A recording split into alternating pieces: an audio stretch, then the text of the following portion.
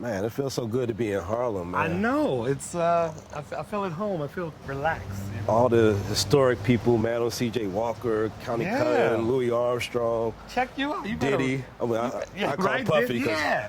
We the streets know call him Puffy. I'm gonna call him Puffy. If Mama name you Clay, I'm gonna call you Clay. But man, right? you did a new movie. Why don't we just sit down and talk about it for a second, man? Let's do it. All right.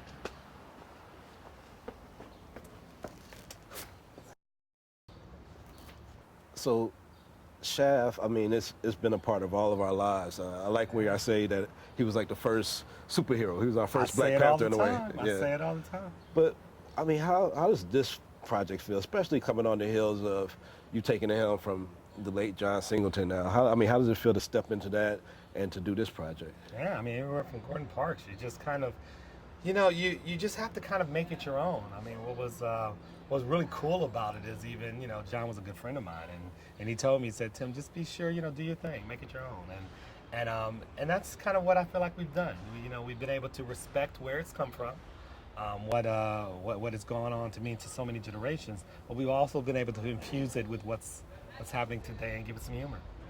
Now, Shaft came from the Blaxploitation era, and I'm not sure if this generation really understands what Blaxploitation is. Can you, as a director, just kind of like give them a little side notes on what that and does this still count as Blaxploitation? Wow, great question. I mean, look, if I was trying to describe it to somebody, Blaxploitation was just a period in which black films, specifically made for black people by black people, was just kind of put out there, and however you got it made, it was made, and it was put out in certain neighborhoods and just kind of represented a certain way we're living and kind of showed our. So I think to a certain degree, if you were to look at today's stuff and whether this one is, I don't know. I would probably say.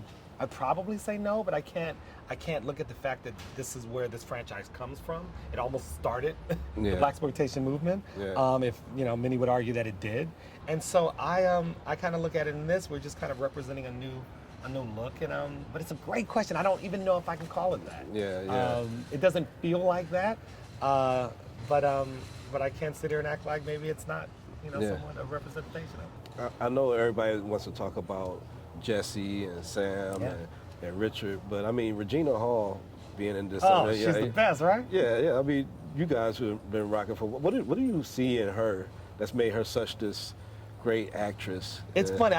Regina Hall to me is like she's like Lucille Ball to me. Like she's just pure comedy, and she can give you anything. With other movies we've done, she's done I won't say dramatic, but she's done drama. She's kept the character just straight. Yeah. She's just so real and down to earth, and there's not many people I think can keep up with a Sam Jackson or a Kevin Hart, and go curse word for curse word and just go for there's a ping pong match that happens with her, and I put her on every movie I ever make in my life if I could. And last question: would there be another Harlem Renaissance? And is this wow?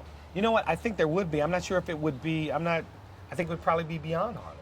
I think Harlem is, which is something we kind of dealt with in the movie. Harlem has changed a certain degree as well, but what's cool is that Shaft hasn't. Yeah. And so if there was a Harlem Renaissance, another one, wow, it would probably be beyond Harlem. Yeah.